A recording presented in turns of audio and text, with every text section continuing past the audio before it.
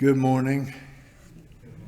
In my time here, this room has been a lot of different things. It's been rehearsal studio, it's been a film studio, it's been a sacred space, it's been, goodness knows, a site of yoga classes and all sorts of things. But this morning, I like to think of it as a waiting room. We are in a waiting room. We're in that season, the time of waiting for the return of light to the world. In many traditions of the Northern Hemisphere, this time has always been celebrated, and you might know it as Advent. Advent, waiting for something to happen. So let us join in this morning, and let us bring our own meaning to the act. Let we few people make of these small fires, which we will light in a moment, one font of flame to warm our hearts in this cold time and to cast our light beyond the walls of this place out into the streets. So I'll start, and then as you can, come up and light a candle. And if you want to say something, you may.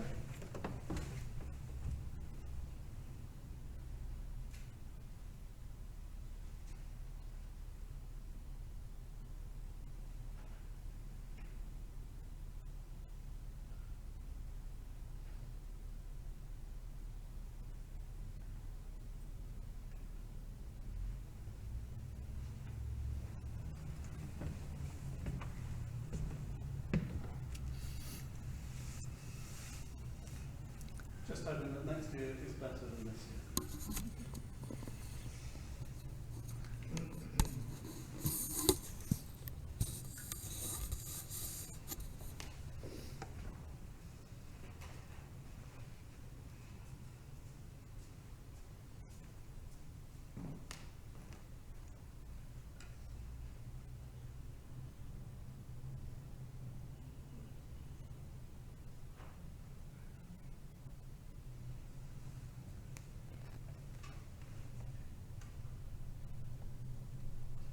May all your dreams come true.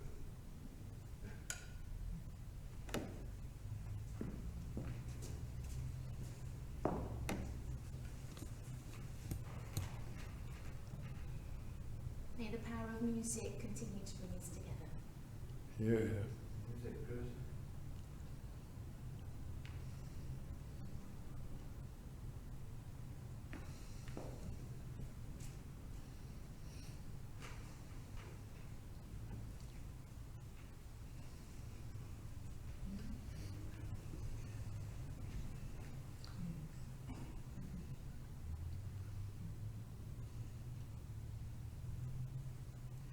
In memory of those that can't be with us, let's such a joyful time.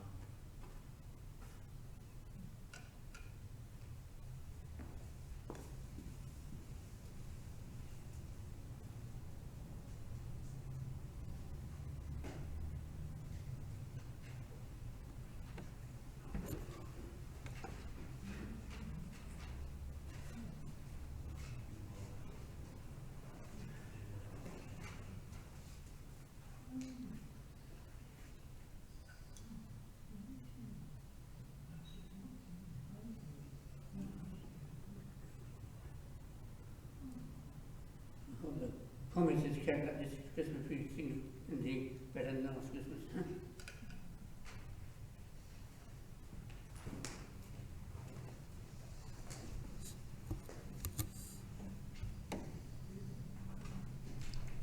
We are few, but we are mighty. So we can feast our eyes on that little circle of flame down there. And let's sing about it. Number 158 in the purple book. The flame of truth is kindled.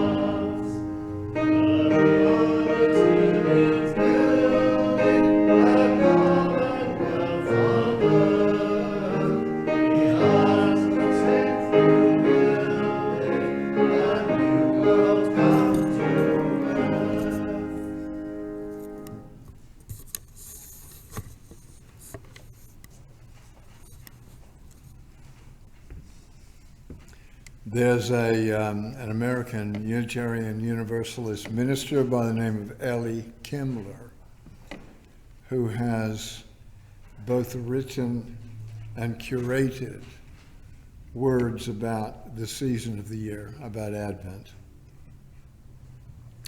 And I'm going to start with something she's picked by Jan Richardson called For Joy. You can prepare, but still it will come to you by surprise. Crossing through your doorway, calling your name and greeting, it will astonish you how wide your heart will open in welcome for the joy that finds you so ready and yet so unprepared. And then Ellie Kimmler goes on to say, this year, of course, it's hard to forget that we're waiting. We're waiting for a vaccine, waiting for an end to sickness and isolation, waiting for justice, waiting for these days of strangeness and sorrow to be over. How do we even think about joy? The old stories that we retell at this time of year give us clues. They tell us something important about the nature of joy, The joy can break through like starlight or candlelight in the darkness, but that it is surrounded by the hard stuff of everyday life. Maybe that makes it all the more precious. The stories remind us that there is still and always joy in this world, and it is for everyone. But it usually comes right alongside the struggle. The joy comes alongside the waiting. It comes alongside the pain and fear and uncertainty, and has nothing to do with ideal circumstances. Maybe all we can do is issue joy an open invitation, and then start paying attention to how and where it shows up. We may discover that joy is already happening, smaller and quieter and braver than we realized. We may find joy in the taste of an orange, the smell of coffee, the view of the night sky, the sound of the violin. Yes, this is a difficult season in a difficult year, but let joy find you, however and wherever you are.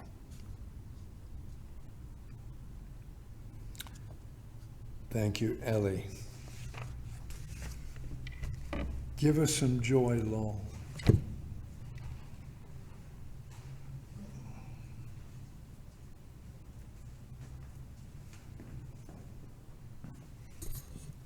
Thank you very much.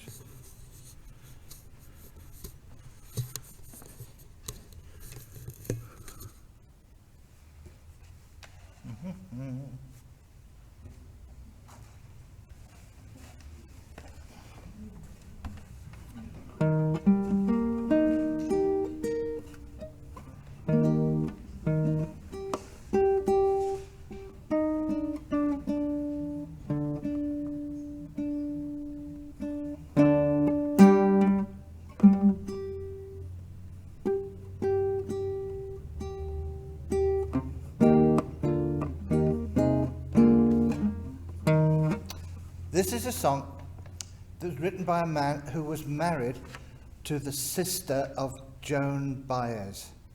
Her name was Mimi, and his name was Dick.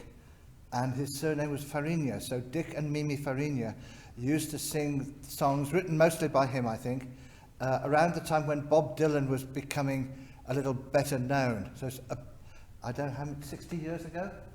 Quite a long time ago. Ish. And Dick and Mimi Fariña sang this song, and I learned it when I was first learning to play the guitar 50 years ago. So it's called Pack Up Your Sorrows. He died young. He died in a motorcycle accident. That's why he's not known about very much.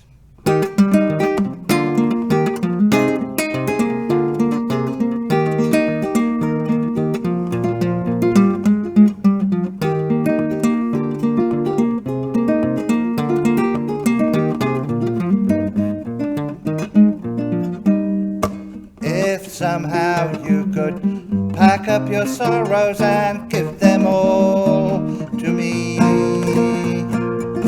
You would lose, I know how to use them, give them all to me. Now it's no use talking to a stranger, naming the sorrows that you have seen. Too many bad times, too many sad times, nobody knows what you mean. But if somehow you could pack up your sorrows and give them all to me, you would lose, I know how to use them, give them all to me. And it's no use in rambling, walking in the shadows, trailing some wandering star. No one beside you, nobody to guide you, nobody knows where you are. But if somehow you could pack up your sorrows and give them all to me. You would lose them, I know how to use them, give them all to me. And it's no use rambling, walking by the roadside, seeking a satisfied mind. There are too many highways, too many byways, and nobody's walking behind. But if somehow you could pack up your sorrows and give them all to me, you would lose them, I know how to use them, just give them all to me.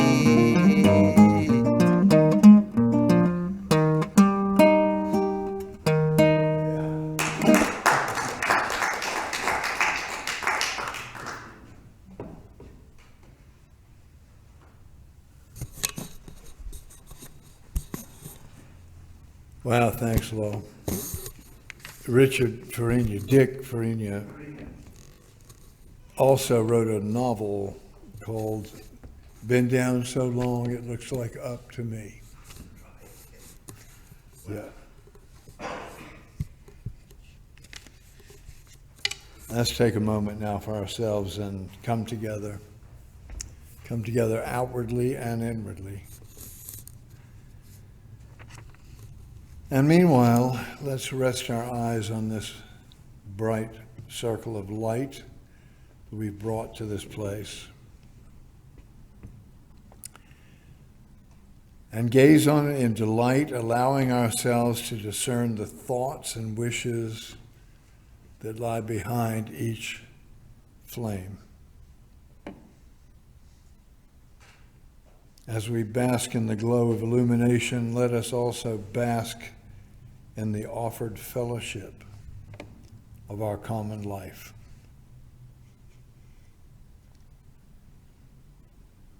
And let us also consider the darkness that gives meaning to that flame. Let us see how the light meets the darkness, how one begets the other in a kind act of union, and how, like our lives, are these little tokens of the one eternal light. How small and fleeting, and yet how bold. Easily extinguished, limited in duration, vulnerable to the very air that gives them life, and yet strong with the purpose which begets them, few but defiant in their rank. And yet without the darkness around them, they would be without purpose and without meaning. They defy the darkness, but they also seek it, yield to it, need it.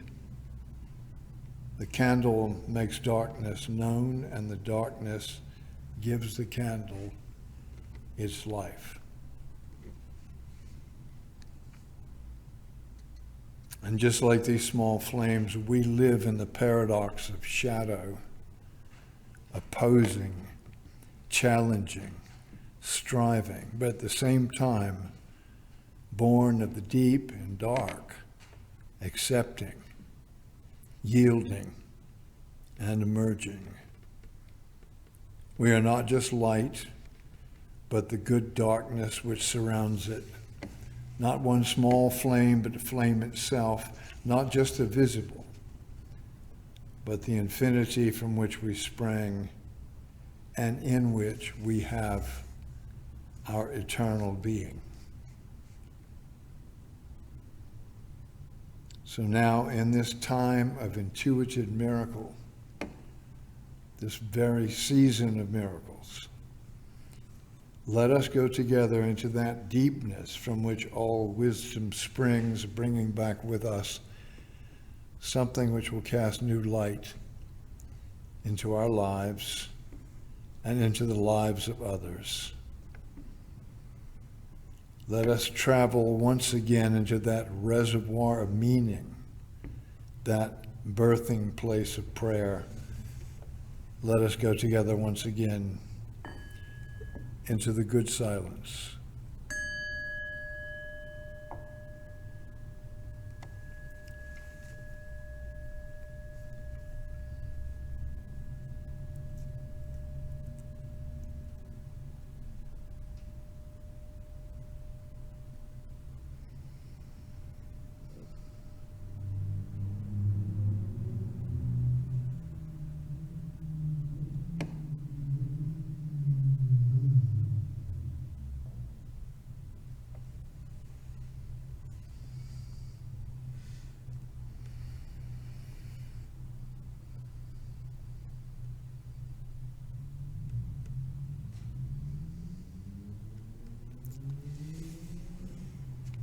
One Spirit that gives us light.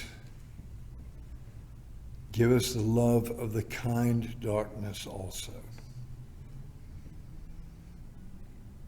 And we say, so be it. Inshallah. Shalom. Amen.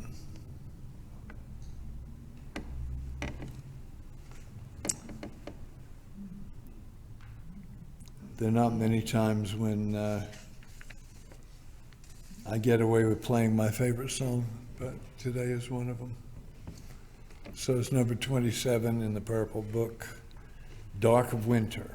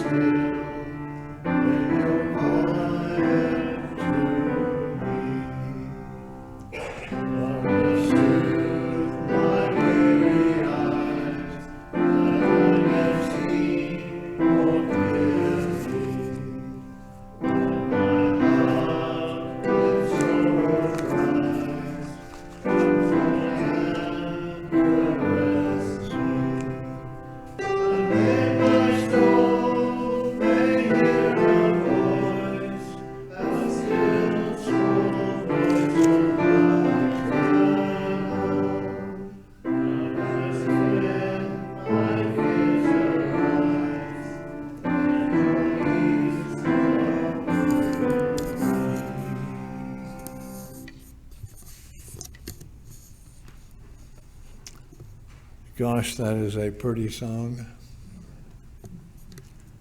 but we can only play it in the winter. It's like Christmas. You can only have Father Christmas at certain times of the year. Well, here we are in the waiting room, doing what people do in a waiting room, waiting. And just now we're probably waiting for Christmas, which looms as large as an elephant in our living rooms. Gifts have to be bought, wrapped, paid for, unless we're leaving it all to the never, never. Card lists revised, envelopes licked, stamped, and posted, old ornaments dug out of the attic or the shed, light bulbs tested, skeins of electric wire unwound.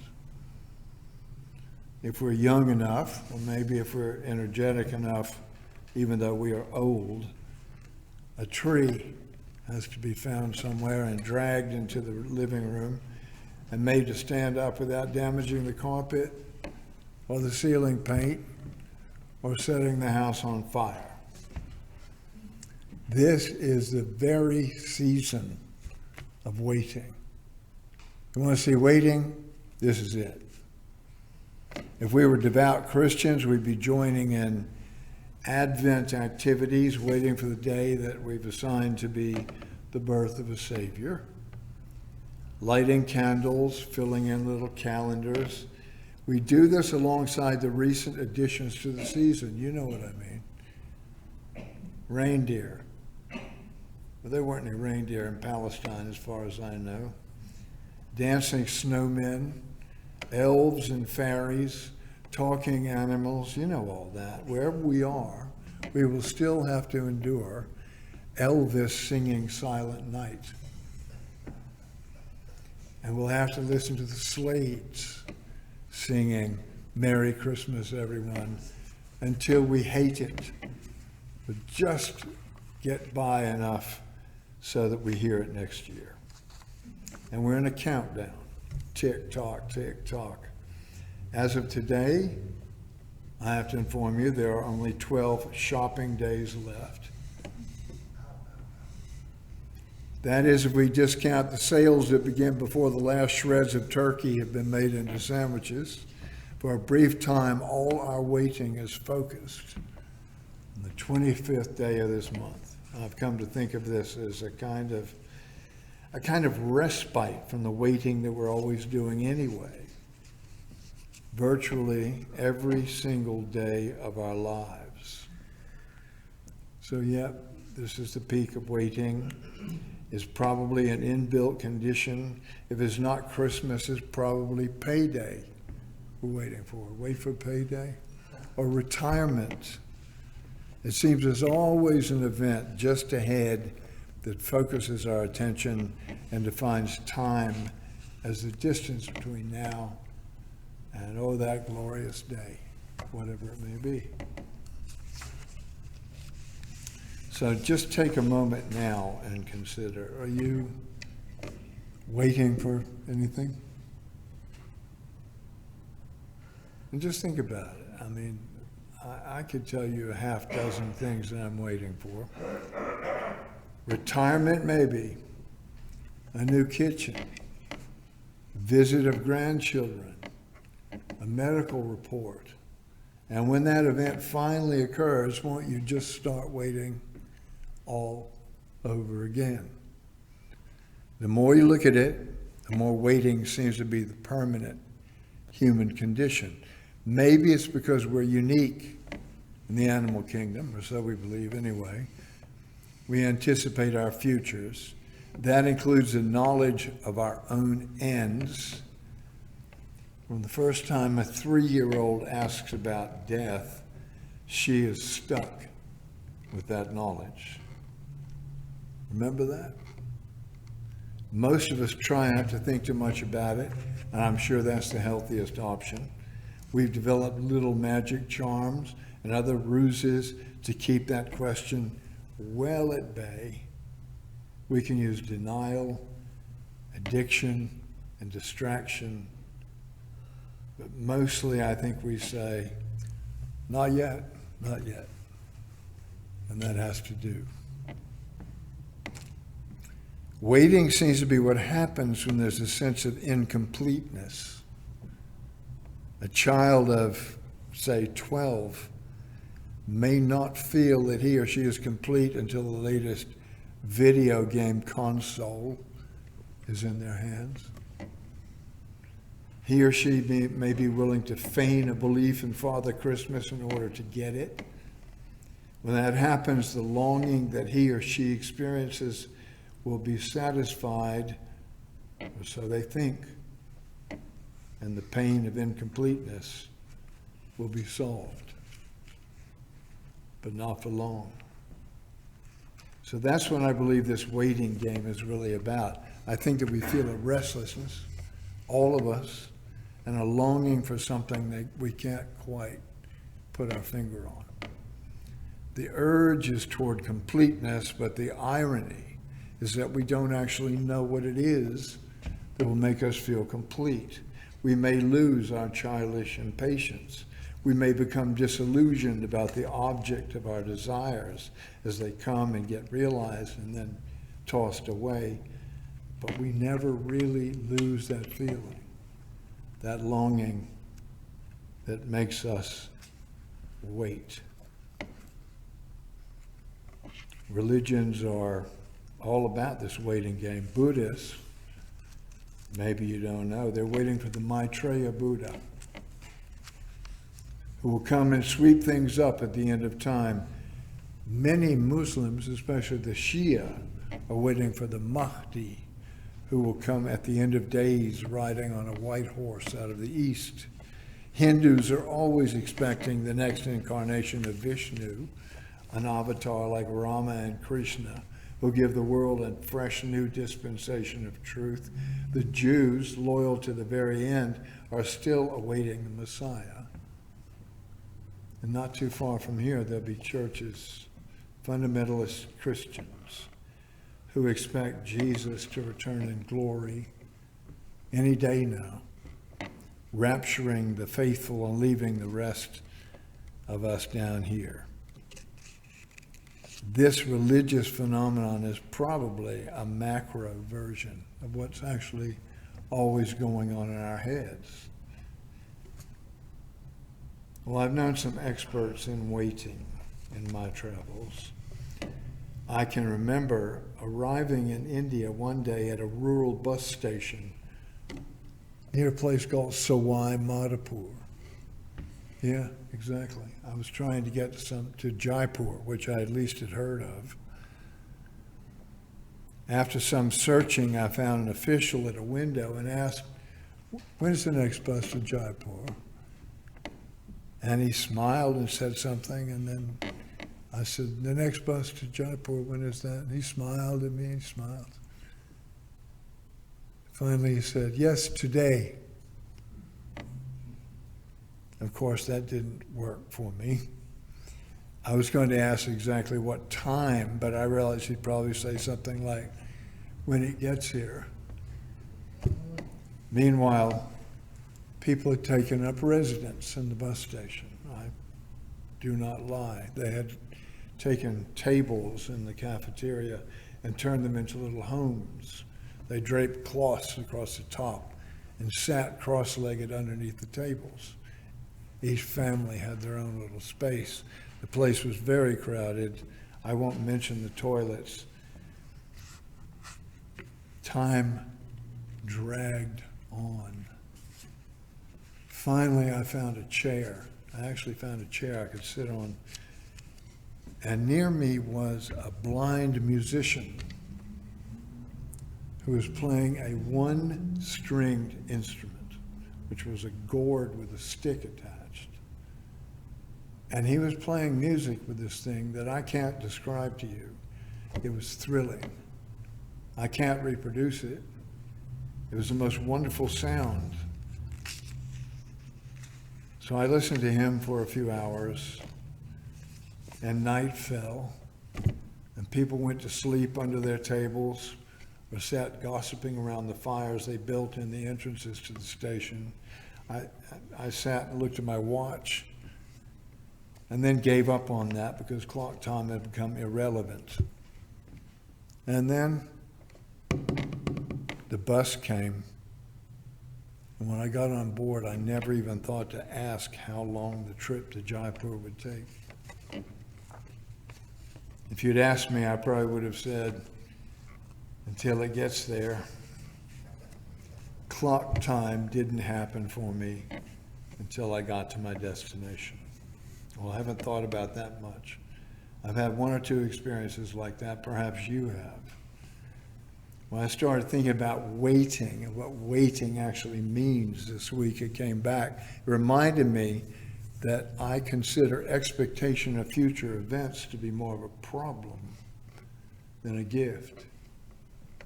It seems that anticipating the future robs the present of its flavor. In fact, it nearly erases the present because you're imagining the future either with dread or excitement. If your head is in tomorrow or next year, you've abandoned your life to the ticking of a clock.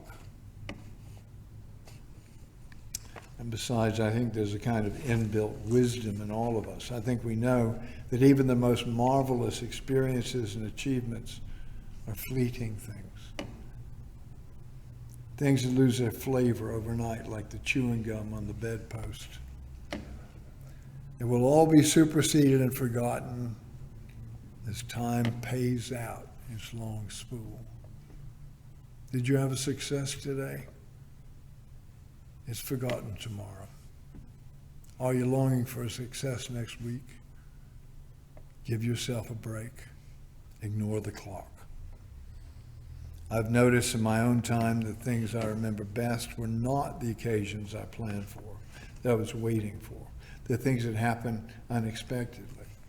You know, like a sunset, a chance meeting with somebody who later became dear to me, a feeling of peace and satisfaction while sitting among friends. These were things that happened while I was not swinging from the vine of the past onto the vine of the future. They were things that happened when, for whatever reason, I found myself in the present. Sometimes I try to remind myself that the most ordinary day, the most humdrum experience of ordinary life, those are the things that I would miss the most if they were taken from me. So could it be that what we will most enjoy this Christmas is not the big day we're all anticipating, but today? A conversation with somebody at coffee maybe, or a shared joke that Lowell tells as we struggle against the inconvenient travel brought about by this 2-year-old contagion. Could it be that the prize of this season lies not on Christmas Day, but here in what is called Advent? I'm going to think about that experience at the bus station in India, in Sawai Madhopur, because events beyond my control put me into a different state of awareness.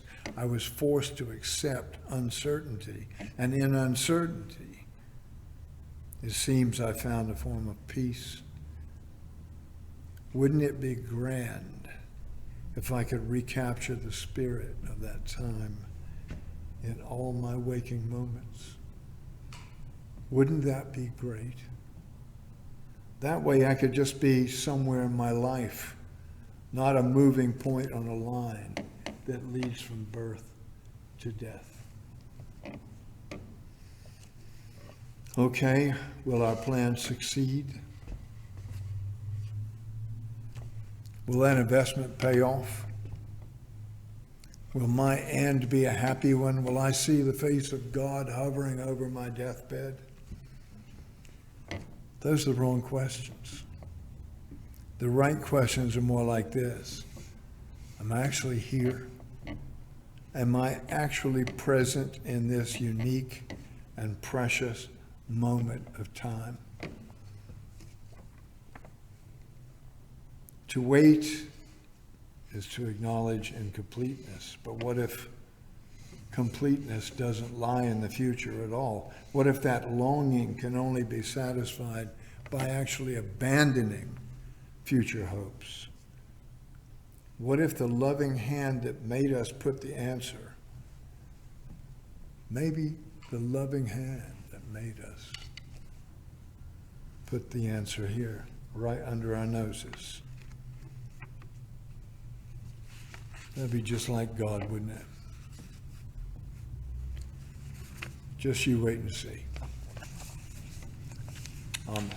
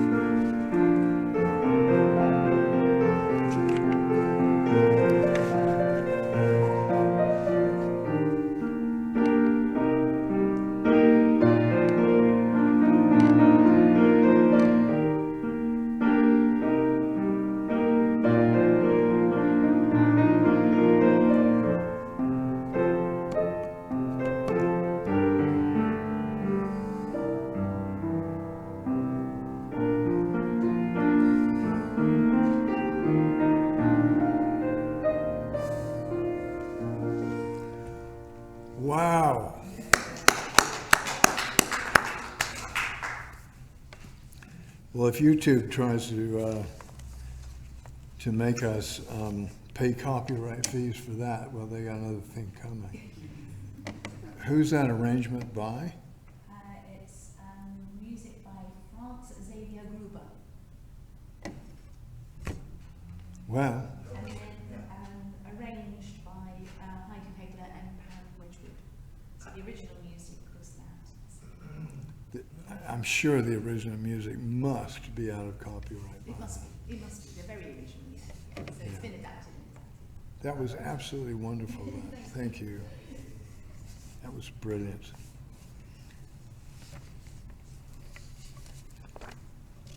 We had some visitors on Thursday night here.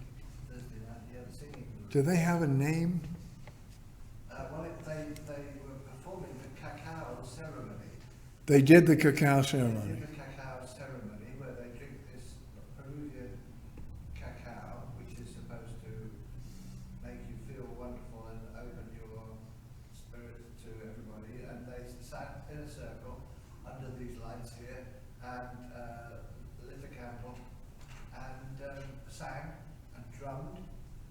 Wonderful. And meditated and got up and danced a little bit and did different things. And they all had a good time. That was arranged by Carolina. We met Carolina here. And we'll be seeing more of her, I hope. So, yeah, that's good. I'm glad. The cacao ceremony. Did you get some cocoa? Yeah. I didn't take part because of the nervousness about the Omicron. Yeah. But everyone had done a lateral flow test before they came. And Carolina asked them to. They all did a lateral flow test before they came. So Right. that was helpful. But I didn't feel I wanted to risk anything. Cool. I didn't stay, but next time I think I will. Because I quite like cacao, I think. Well, there's cocoa, isn't it? It's a special brand from Peru that, you know, costs an arm and a leg to get it out of the trees or something. Yeah, it's a I'm happy with that, but it's a cacao pod. yeah. They're like waist deep in a lot of places in hot countries. Yeah. Well, I'm glad you enjoyed that, and we'll see them again. Next week is our carol service, and we're going to have it some kind of nosh here. You know, we'll have something. I mean, mince pies, cake, maybe. Maybe we should go for sandwiches again. What do you think? The sandwiches always go down well, don't they? Well, we can do that quite easily, you know. So let's do, because we had such a big event on the anniversary service. It'd be nice. So be there, be square. I'm talking to you out there in Cyberland now. You're not just waiting in a waiting room. You're all representatives for every one of you. There are 5 people somewhere else here with us, sort of. Yeah. So you're very welcome. We're not collecting money yet, but I think we ought to start soon. But the little wooden box is out on the table if you'd like to put some money in there. Anything I've forgotten, notice-wise? Ongoing examination of the brickwork outside where the water. Yeah, you better come up so they can hear you, and if you're going to talk about that. Yeah. A lot of work going on the Yeah.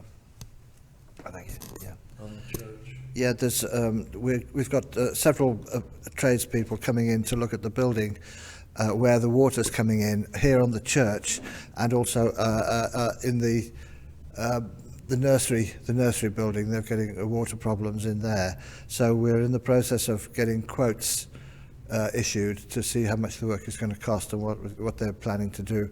It was pointed out that both this church and the nursery building at the back have got very, very full and clogged gutters, which probably contribute to the water leaking in through the brickwork, as well as the brickwork needing repairing. So that job also has to be done to clear the gutters. So that's all in hand, and I'll keep you posted. The flat has been completely cleared. There's nothing in the flat now. And so the next stage of development is that we're going to get it deep cleaned. Haven't got that going yet, but that's the next thing to do, is to get the flat deep cleaned. Right. Thank you. The flat was left empty when our friend Steve Dick died, which, by the way, was a year ago this week. A year has passed. Every year at this time, I choose one Christmas carol in advance of carol service, and I've chosen one this time, and we're going to sing it. Sing it like you mean it.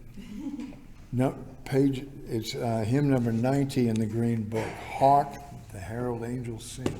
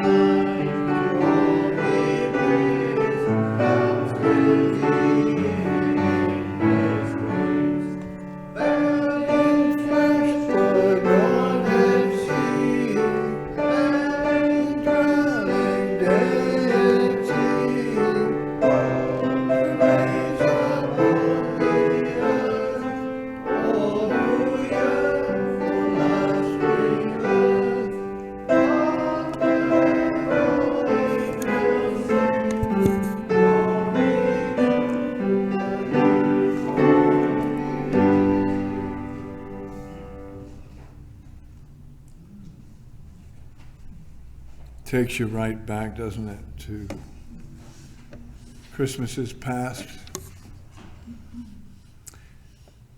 Well, let's go and have coffee, but as we turn away now from this bright circle of light that we made, let's do so without reluctance, knowing that light and darkness ultimately are one. So let our steps take us without fear and confusion into this world that we've chosen, where the light is welcomed and the darkness also is not despised. And so may we look after one another, because we know we can, until we meet again. Amen.